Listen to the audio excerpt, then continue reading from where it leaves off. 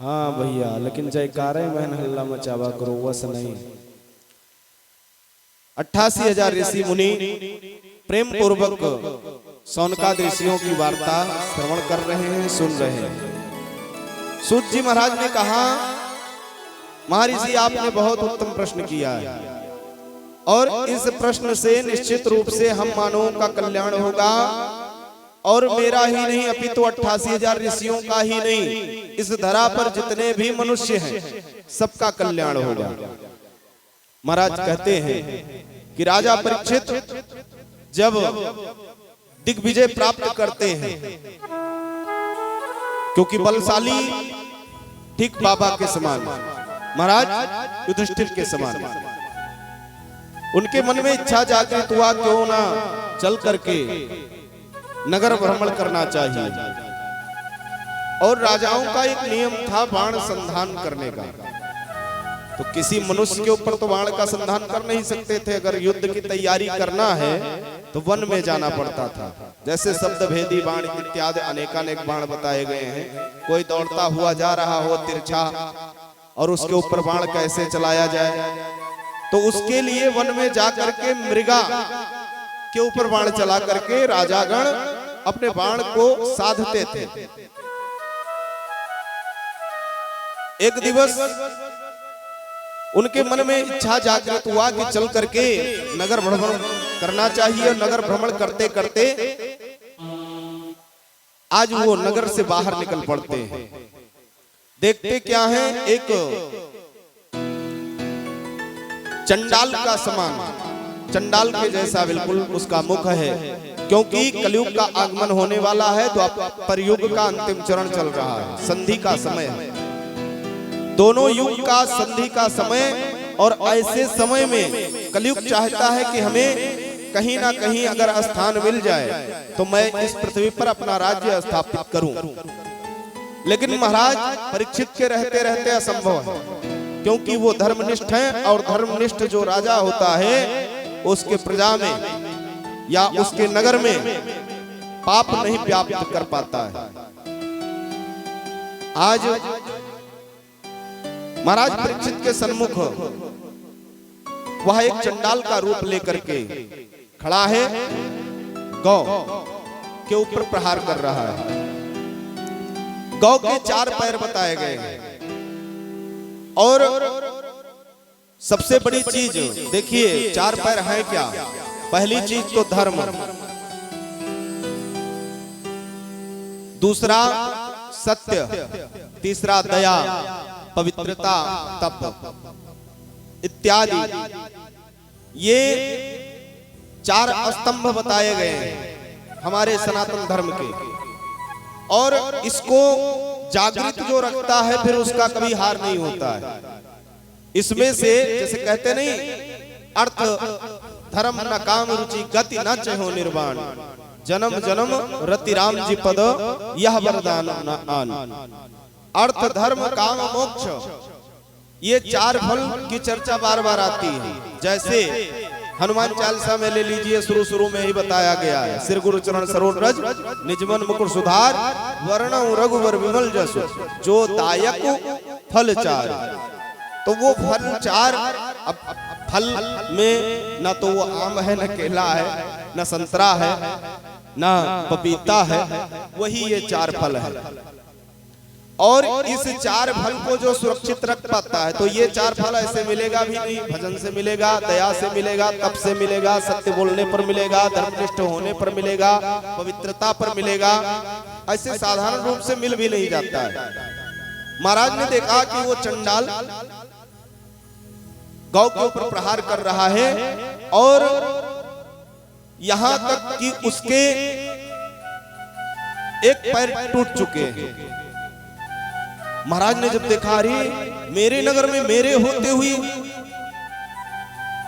मैं इतना धर्मनिष्ठ हूं, कहीं पाप व्याप्त नहीं होने देता हूं, प्रवेश नहीं होने देता हूं नगर में, और मेरे रहते रहते इसकी इतनी मजाल, इतनी हिम्मत कि ये गौ के ऊपर प्रहार करे, उनसे रहा नहीं गया। महाराज पहुंच जाते हैं, अरे मूर्ख कौन है तू, तेरी हिम्मत कैसे हो गई मेरे नगर में प्रवेश करने के लिए। चंडाल के समान तो तू वैसे प्रतीत होता है। अभी मैं तुमको समाप्त कर देता हूं। तुम्हारी इतनी मजाल, इतनी हिम्मत, तुम्हें नहीं पता है मैं कौन हूं, तुम किसके नगर में प्रवेश किए हो। और तीर को निकालते हैं, धनुआ पर चढ़ा लेते हैं। मारने के लिए महाराज तैयार हो गए। जैसे महाराज मारने के लिए उसे तैयार होते हैं, चरणों में गिर गया, प्रार्थना करने लगा, महाराज अब मैं क्या कहूं, आप धर्मनिष्ठ हैं, ज्ञानी पुरुष हैं, आपको मैं क्या बताऊं। मेरा नाम कलयुग है और मैं सुना हूं कि आपके चरणों में जो आ जाता है उसको आप अभयदान दे देते हैं, उसको आप छोड़ देते हैं, उसको आप कभी प्रताड़ित नहीं करते, मारते नहीं, पीटते नहीं। इसलिए मैं आपका चरण कह रहा हूं। पाहि नाथ कहीं पाहि गोसाई। हे प्रभु अब मुझे आप छोड़िए। महाराज ने कहा छोड़ तो दूंगा, क्योंकि शरणागति को वैसे मैं, जो शरणागत हो जाता है उसके ऊपर मैं प्रहार नहीं करता, उसको मारता नहीं, पीटता नहीं। और तुम जब शरणागति हो गए हो तो निश्चित रूप से मैं तुम्हें कुछ क्षति नहीं पहुंचाऊंगा। लेकिन ये बताओ तुम्हारी विशेषता क्या है, उस विशेषता को देख करके मैं तुमको छोड़ूं, क्योंकि तुम पहले ही अपना प्रभाव बता दिए हो। मैं चंडाल के समान कलयुग हूं और दिखाई भी पड़ते हो। और कलयुग का मतलब मैं जानता हूं, कलयुग जहां होगा वहां अधर्म बढ़ जाएगा, तो मैं कैसे तुमको छोड़ दूं। उसने कहा महाराज मेरे में वैसे गुण तो एक भी सही नहीं, लेकिन एक महत्वपूर्ण गुण है। अच्छा वो गुण कौन सा है। एक गुण ऐसा है कि धर्म कोई करे या ना करे, सत्य बोले या ना बोले, यज्ञ कराए या ना कराए, जो ऋषि मुनि समाधि लगाते थे, योग करते थे, यज्ञ करते थे, जब तप करते थे, उससे जो उनको फल की प्राप्ति होती थी वो मात्र मेरे रहते हुए संकीर्तन यानी भगवान नाम से ही वह फल प्राप्त हो जाएगा। और कलयुग में जो प्रेम पूर्वक भगवत नाम का आश्रय लेगा, मेरे रहते हुए उसको मुक्ति निश्चित है। कृतयुग त्रेता द्वापर पूजा मख अरुजोग। द्वापर युग, त्रेता युग, ये जितने भी युग हैं इसमें जो पूजा पाठ यज्ञ अनुष्ठान योग जो भी होता है और उससे जो गति प्राप्ति होती है, जो गति हो इसे कली हरि, मेरे रहते हुए वही गति, जो गति हरि त्रेता और द्वापर में देते हैं पूजा करने से, वही गति मात्र जो गति हो इसे कली हरि नाम ते पावहि लोग। मात्र मेरे रहते हुए हरि नाम सुमिरन मात्र से ही समस्त जन का कल्याण हो जाएगा, मंगल हो जाएगा और वह फल वह गति उनको प्राप्त हो जाएगा। ये बात महाराज को बहुत अच्छा लगा। बाबा ने भी लिखा है, पूज्यपाद प्रातः स्मरणीय, प्रातः स्मरणीय पूज्यपाद गोस्वामी बाबा लिखते हैं, कृतयुग सब जोगी विज्ञानी, कृतयुग सब जोगी विज्ञानी, कृतयुग सब जोगी विज्ञानी,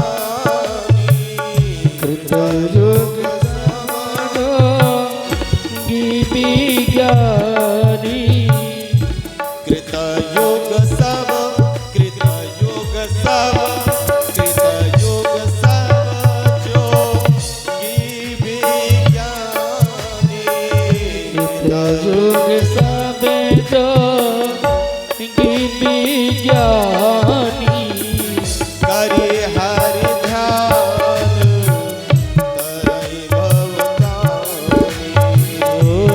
हरि हरि ध्यान करय भाव प्राणी।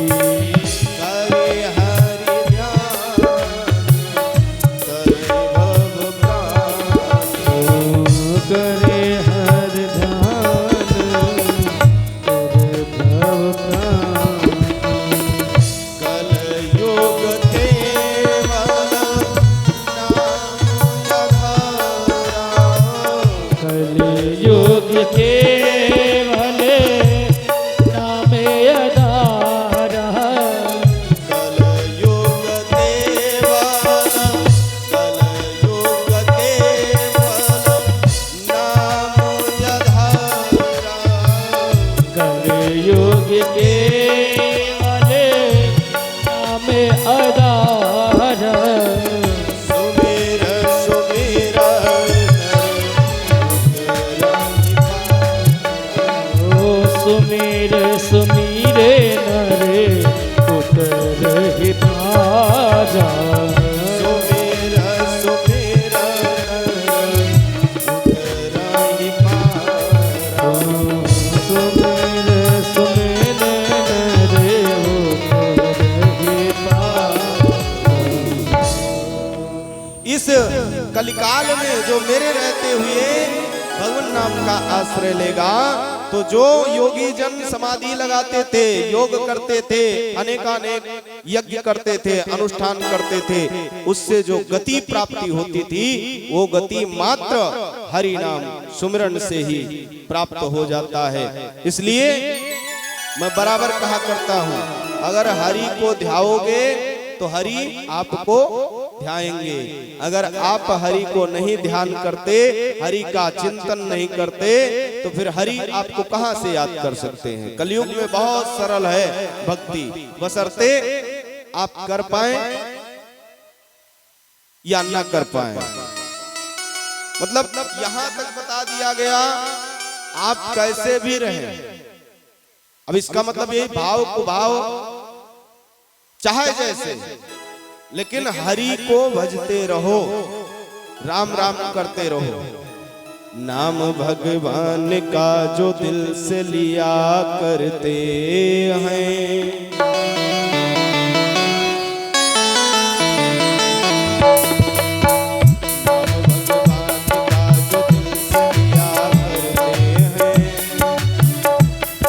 दीवान का जो दिल से लिया करते हैं, उन्हीं भक्तों को प्रभु याद किया करते हैं।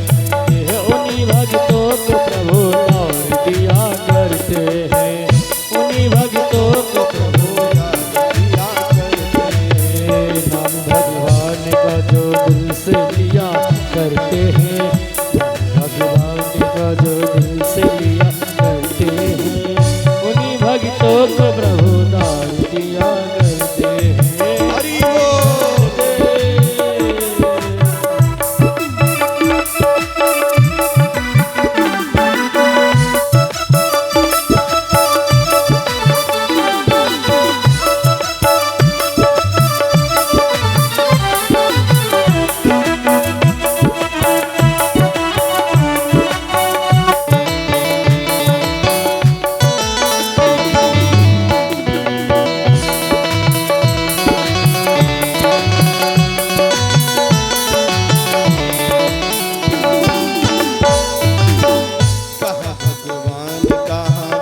सुदामा देखो, कहाँ भगवान कहाँ विप्र सुदामा देखो,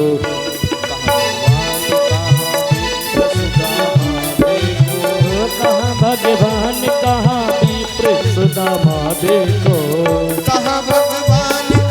विप्र सुदामा देखो, कहाँ भगवान कहाँ विप्र सुदामा देखो, कहाँ भगवान कहाँ विप्र सुदामा देखो, कहाँ भगवान कहाँ विप्र सुदामा देखो, कर दिया पल में धनी दीन सुदामा देखो, कर दिया पल में धनी दीन सुदामा देखो,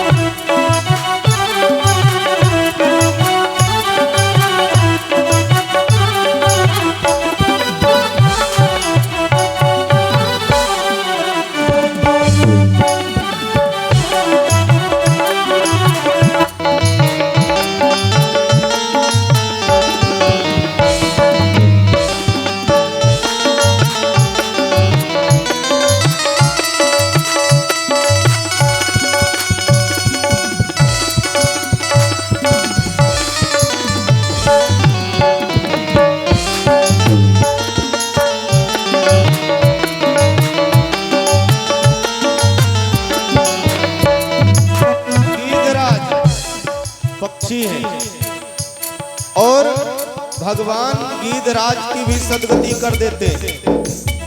भगवान खाली आपके भक्तित्व को देखते हैं, आपके सुमिरन को देखते हैं, आपके भजन को देखते हैं। अगर उनको तन या पशु पक्षी या मनुष्य या देव धनुज किन्नर ये सब देखना हो तो फिर सदगति नहीं कर पाते। गीध ने थोड़ा भगवान के कार्य में हाथ बटाया, भगवान ने विचार किया ये मेरा परम भक्त हो गया, पितृ समान समझ करके पहुंच जाते हैं और गीध का उद्धार कर देते हैं। गीध को तार दिया तर गई सबरी, देखो गीध को तार दिया तर गई सबरी, देखो गीध को तार दिया तर गई सबरी, देखो गीध को तार दिया तर गई सबरी, देखो को तार दिया तर गई सबरी, देखो तार दिया तर गई सबरी, देखो हाँ सबरी देखो। नीच गणिका जिसको लोग नीच कहते थे, पतित कहते थे, कुबरी सीधी नहीं थी, हर तरफ से टेढ़ी थी, उसका शरीर को भगवान ने नहीं देखा, उसके भक्तित्व को देखा और भगवान पहुंच गए उसका कल्याण करने। नीच गणिका को तार तर गई कुंवरी, देखो नीच गणिका को तार तर गई सबरी, देखो नीच गणिका को तार तर गई कुंवरी, देखो नीच गणिका को तार तर गई सबरी, देखो। आप कितने भी नीच क्यों ना हो, लेकिन अगर सीताराम सीताराम सीताराम गाओगे, सीताराम सीताराम सीताराम गाओगे, निश्चित रूप से हरि चरण पाओगे, निश्चित रूप से हरि चरण पाओगे। सीताराम सीताराम सीताराम गाओगे, निश्चित रूप से हरि चरण पाओगे। सीताराम सीताराम सीताराम गाओ रे। अजामिल के जैसा नीच कहाँ। अजामिल की चर्चा जब आती है तो महा नीच बताया गया है, लेकिन भगवान मात्र नाम मात्र से ही उसका कल्याण कर दिए। नीच से नीच को भी तार दिया करते हैं, नीच से नीच को भी तार दिया करते हैं, उन्हीं भक्तों को प्रभु याद किया करते हैं, उन्हीं भक्तों को प्रभु याद किया करते हैं, उन्हीं भक्तों को प्रभु याद किया करते हैं। हरि बोल।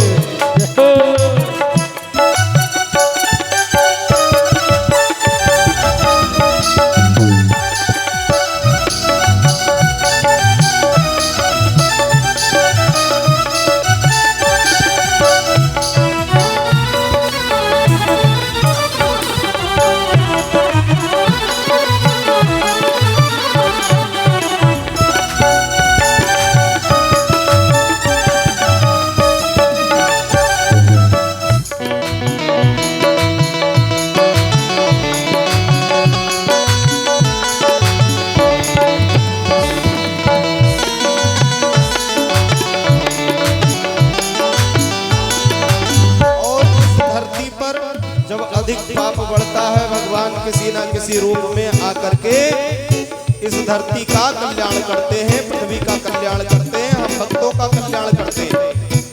पाप धरती पर अधिक जब कभी बढ़ते,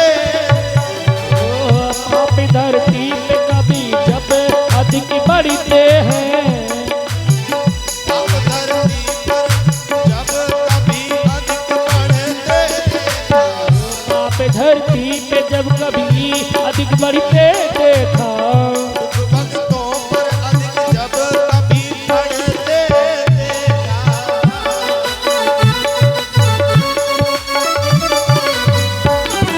तो लेके अवतार प्रभु, लेके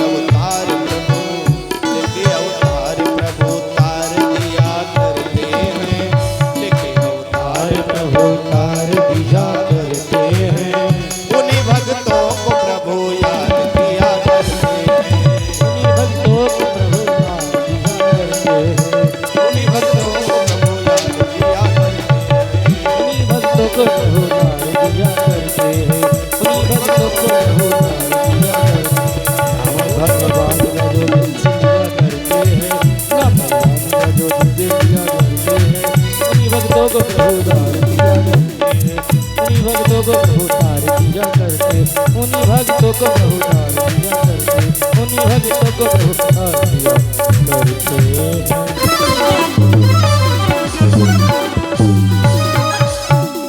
प्रेम से बोलिए राघवेंद्र सरकार की जय। श्री द्वारिकाधीश भगवान की जय। नैमिषारण्य तीर्थ क्षेत्र में 88,000 ऋषि मुनि कथा को श्रवण कर रहे हैं।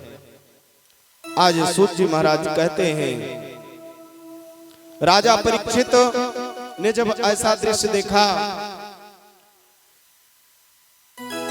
कि हमारे रहते हुए एक कलयुग लगता है कि ये जो गुण बताया है कि कलयुग केवल नाम आधारा कृत युग सब योगी विज्ञानी करी हरि ध्यान तरहि भव प्राणी, लगता है इसे अभयदान दे देना चाहिए। परीक्षित ने कलयुग को छोड़ दिया, लेकिन परीक्षित ने जैसे कलयुग को छोड़ा, आज महाराज होता क्या है, कलयुग अपना चाल चलना प्रारंभ कर दिया।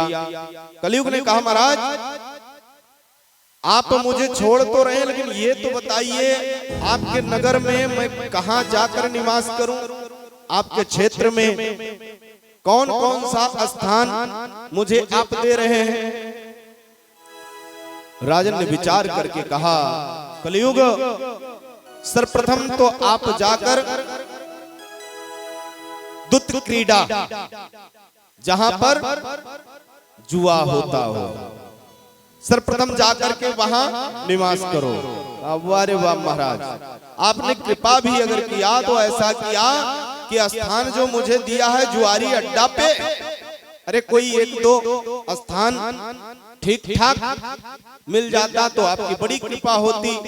महाराज ने कहा, अच्छा।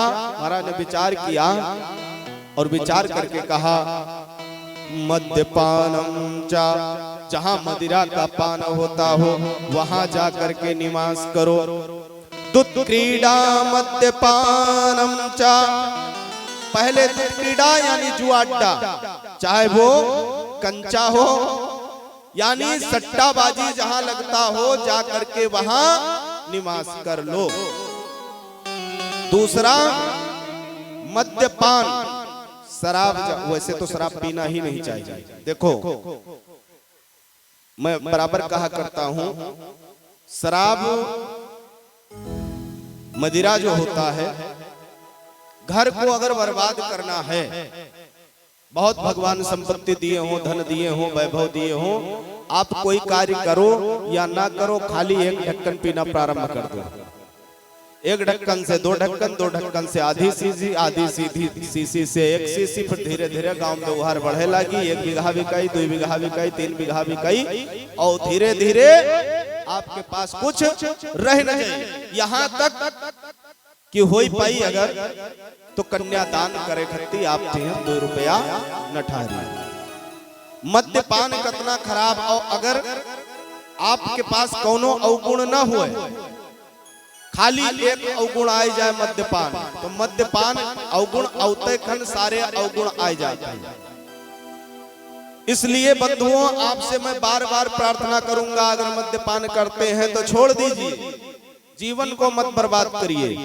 और अगर नहीं करते हैं तो आपके जैसा सत्पुरुष, आपके जैसा देवतुल्य मनुष्य कोई नहीं हो सकता है। क्योंकि मनुष्य अगर पापी होता है, आदमी होता है, व्यभिचारी होता है, शरीर को जलाता है, शरीर को सड़ाता है, तो ये शरीर कोई साधारण नहीं है, देवताओं को दुर्लभ है।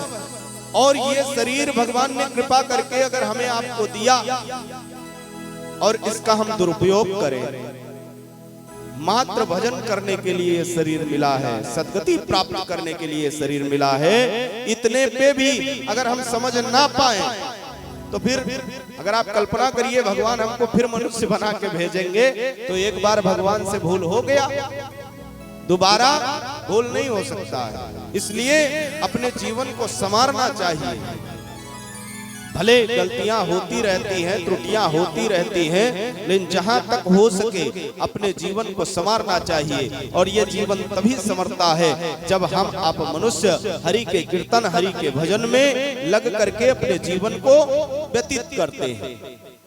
महाराज ने यहाँ दूसरा स्थान दिया मद्यपानम, यानी जुआ का अड्डा के साथ साथ मदिरा का अड्डा मधुशाला।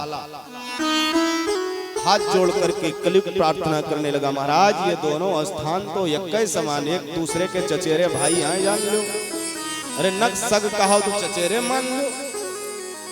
बगैर दारू पिए जुआ अच्छा कहाँ हो पाई, और जब तक दारू पी के अच्छा जुआ ना होई तब तक घर बिलाई ना। तो महाराज ये काद अच्छा स्थान और दे दो। महाराज ने कहा अच्छा, तो जा करके ऐसे जगह निवास करो जो दूसरे स्त्रियों का संग करते हो। कहन वाह महाराज, तीसरा स्थान वह दी हो जौने में पाप खाली लिपता है। और ये काद कहीं जहाँ हिंसा होता हो। महाराज चारों स्थान तो आपका दिया हुआ समझ में तो आया, आप किस हेतु ये स्थान दे रहे हैं, लेकिन ये चारों ठीक एक भी नहीं है। एक कोनो सुंदर स्थान अगर आप कृपा करके दे देते हो तो हमारे कल्याण हो जाए। महाराज कहने अच्छा विचार किए। महाराज ने विचार किया, जहां देखो तहां सोने चांदी खत्ती झगड़ा होता है, कनक कनक के 100 गुनी मां दिखता अधिकाय। कोई खाए बहुराय, कोई देखे बहुराय, कोई पाए बहुराय। महाराज ने विचार किया, लेकिन ये नहीं विचार कर पाए कि सोनवा तो हम हो पहले थे। महाराज ने स्थान दे दिया स्वर्ण में। परीक्षित, महाराज स्वर्ण में वास दे देते हैं, जाकर के स्वर्ण में वास करो। और जैसे कलयुग का वास स्वर्ण में होता है, प्रसन्न हो गया, गदगद हो गया, चरणों में गिर गया, बार बार प्रार्थना करने लगा, महाराज जैसा मैंने सुना था वैसे ही आप में गुण पाया। आप बड़े ही कृपालु हैं, बड़े ही दयालु हैं। अब क्यों नहीं अभी आपकी कोई कार्य सिद्धि हो जाए जिसके लिए आप लालायित हो युग युगांतर से, कल्प कल्पांतर से। कलयुग प्रसन्न हो जाता है बंधु, और इस प्रकार प्रसन्न हुआ मानो उसको सर्वस्व प्राप्त हो गया। कहूं बैठे ठिकाना न मिलत हो और पूरी धरती पर राज करके मिल जाए, तो अब हम आप प्रसन्न न होइबे तो होई का। ऐसे कलयुग प्रसन्न। समय व्यतीत हो रहा है, महाराज उसको अभयदान देते हैं, उसका प्राण छोड़ करके और पहुंच जाते हैं अपने नगर, अपने महल में। स्वर्ण आभूषण पहने हुए हैं, दिवस व्यतीत हो रहा है। एक दिन महाराज के मन में हुआ कि चल करके अब भ्रमण करना चाहिए। सूत जी महाराज कहते हैं, शौनकादि ऋषियों, जब तक पृथ्वी पर राजा परीक्षित सम्राट रहे तब तक चारों ओर व्याप्त हो जाने पर भी कलयुग का कोई भी प्रभाव नहीं चला। कलयुग को वास तो मिल गया, लेकिन महाराज परीक्षित के होने के कारण कलयुग कुछ कर नहीं पा रहा है। उसने निश्चय कर लिया, सबसे पहले महाराज कहन समाप्त करो। यहां से एक सीख मिलता है, जिसको आप बैठने का जगह दोगे वो पैर पसारेगा, और पैर पसारने का जगह दोगे तो वो फिर लोटे पेट चालू करिए, और लोट पेट के पहले बिगहा 2 बिगहा कब्जा करी, फिर 10 बिगहा कब्जा करी, तो एक दिन लात मार भगाई। ठीक औतनो पहन अगर नहीं चला तो जय नारायण कौनो मेर जाइए हो। अगर नाय धरती छोड़ रहे हो तो धरती छोड़ा दे। ठीक, आज कलयुग ने विचार कर लिया कि महाराज को ही समाप्त कर दो। अगर महाराज रहेंगे तो हमारा बस नहीं चलेगा। एक दिन महाराज आभूषण को धारण करते हैं, स्वर्ण मुकुट धारण किए हुए, स्वर्ण कंगन इत्यादि कुंडल सब धारण करके धनुहा लेते हैं, रथ पर सवार होते हैं और मृग पर बाण संधान करने के लिए वन की तरफ प्रस्थान करते हैं। सूत जी महाराज कहे, शौनकादि ऋषियों, एकदा धनुरोक्षाम्य विचरन् मृगयां वने मृगाननुगताश्रान्तः क्षुधेस्तस्तृषितो वृषम्। राजन आज पहुंच जाते हैं और मृग के पीछे पीछे दौड़ रहे हैं, बाण धनुआ हाथ में है और मृग ने पूरे जंगल में इस प्रकार दौड़ लगवाया कि आज महाराज थक जाते हैं, थकान आ गया, प्यास लग गया, प्यास से व्याकुल अब जल का खोज करने लगे। जल का खोज करते हैं तो वन में जल या तो तालाब हो या तो किसी ऋषि मुनि का आश्रम हो, तभी हमें आपको प्राप्त हो सकता है। महाराज परीक्षित ने विचार किया और जल का खोज करते करते पहुंच जाते हैं शमीक मुनि के आश्रम में। उसी वन में शमीक मुनि का आश्रम है, बहुत ही सुंदर शोभा है आश्रम का। शमीक मुनि वट वृक्ष के नीचे बैठे हुए हैं, ध्यानस्थ हैं, भगवान का भजन कर रहे हैं। भगवान के भजन में इतना लीन है कि उन्हें यह भी नहीं पता हमारे आश्रम में कौन आ रहा है और कौन जा रहा है। शमीक मुनि के पुत्र महर्षि श्रृंगी, क्योंकि आश्रम की जो मर्यादा होती है वहां पर अनेकानेक विद्यार्थी रहते थे, सबके सब स्नान करने के लिए तालाब गए हुए थे। आश्रम में कोई नहीं, खाली बस शमीक मुनि। शमीक मुनि ध्यानस्थ हैं, इधर राजन बार बार जल का मांग कर रहे हैं, लेकिन उनको जल देने वाला आश्रम में कोई नहीं मिलता है। राजन को लगा क्योंकि उधर कलयुग का वास स्वर्ण आभूषणों में हो चुका है। जो महाराज परीक्षित स्वर्ण आभूषण धारण किए हुए हैं, मुकुट में जाकर के बैठ गया कलयुग और मति को बदल दिया। जब मति बदल जाता है तो व्यक्ति को ये भी नहीं दिखाई पड़ता है कि हम क्या सत्य कर रहे हैं, क्या असत्य कर रहे हैं, क्या गलत है, क्या यानी सत्य और असत्य का वो विवेचन नहीं कर पाता है। बंधुओं, होता क्या है, शमीक मुनि ध्यानस्थ है और इधर राजन को क्रोध आ गया, क्योंकि कलयुग का प्रभाव है। आज तक कभी राजन ने ऋषि मुनि ब्राह्मणों का कभी अपमान नहीं किया था, लेकिन कलयुग के प्रभाव के कारण आज उनको क्रोध आता है और क्रोधवश उनके मन में हुआ कि मैं आश्रम में आया हूं, मेरा अपमान हुआ है, मुझे जल देने लायक, जल देने के लिए कोई नहीं है, जल मुझे नहीं प्राप्त हुआ है तो मैं भी ऋषि का अपमान करूंगा। आश्रम के समीप एक मरा हुआ सर्प पड़ा था और सर्प को उठाया, बाण के नोक से राजन उस सर्प को उठाते हैं और ले जाकर के शमीक मुनि के गले में लपेट देते हैं, डाल देते हैं। जो विद्यार्थी स्नान करने के लिए गए थे आते हैं वापस तो देखते क्या है, गुरुदेव के गले में मरा हुआ सर्प।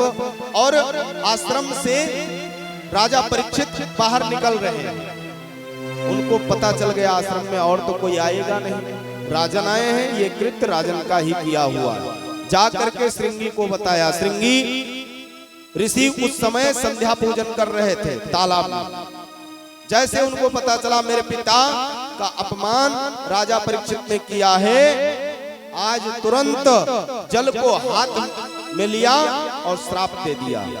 जिस प्रकार राजन ने मेरे पिता का अपमान किया है, ठीक उसी प्रकार वही सर्प तक्षक बन करके आज के 7वें दिन राजन को डसेगा और राजन की मृत्यु हो जाएगी। ऐसा श्राप राजन को प्राप्त हो जाता है। वहां से जब वापस आते हैं, आश्रम पहुंचते हैं, उधर राजन जब अपने महल में पहुंचे, स्वर्ण आभूषणों को उतारा, उनको ज्ञान प्राप्त हो गया और अपराध जो हुआ उसमें वो चिंतित हो गए, अरे मेरे हाथों से एक कैसा अपराध हो गया, आज तक मैंने कभी ऐसा कृत्य नहीं किया था, साधु संतों का कभी अपमान नहीं किया था, ब्राह्मणों का कभी अनादर नहीं किया था। पश्चाताप की अग्नि में जलना प्रारंभ हो गई। ये बात जब समीक मुनि को पता चला कि श्रृंगी ने, मेरे पुत्र ने राजन को श्राप दिया है, डांटना फटकारना प्रारंभ कर दिया, अरे पुत्र तुमने ये क्या किया? उनके जैसा धर्मनिष्ठ कोई राजा अब दूसरा नहीं होगा।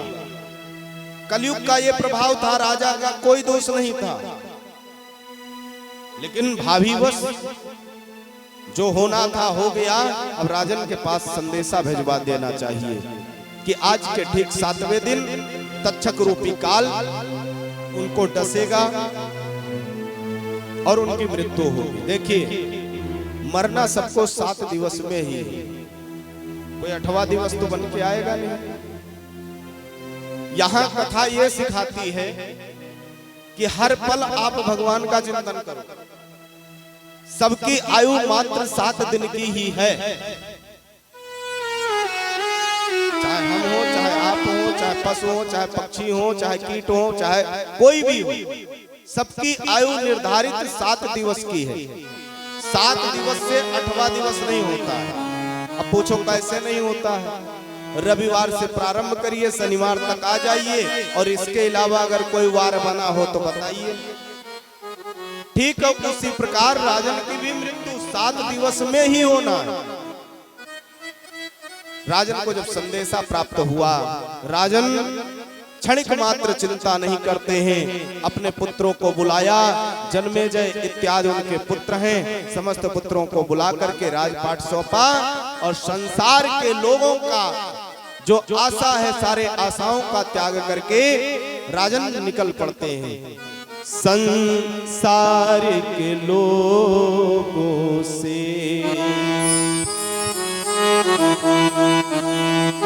संसार के लोगों से आशा न किया करना, संसार के लोगों से आशा न किया करना, यहाँ कोई नहीं अपना, यहाँ कोई नहीं अपना। इसलिए सिया राम कहा करना, यहाँ कोई नहीं अपना, सिया राम कहा करना, यहाँ कोई नहीं अपना, सिया राम भजा करना। ओ यहाँ कोई नहीं अपना, सिया राम कहा करना, संसार के लोगों से, संसार के लोगों से आशा न किया करना। तो संसार दोनों हाथ ऊपर करके मीठी मीठी तालियों के साथ ये आसाना किया करना,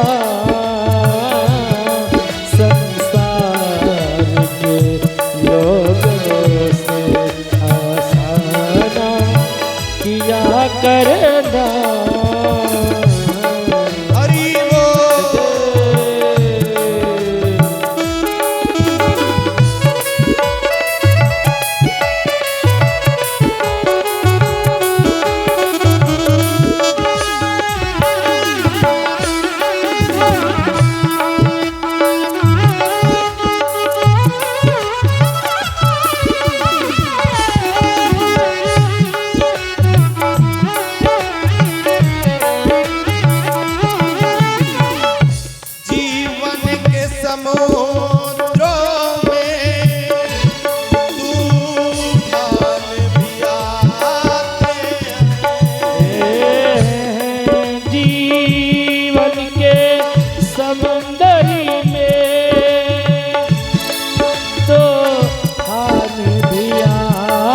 हैं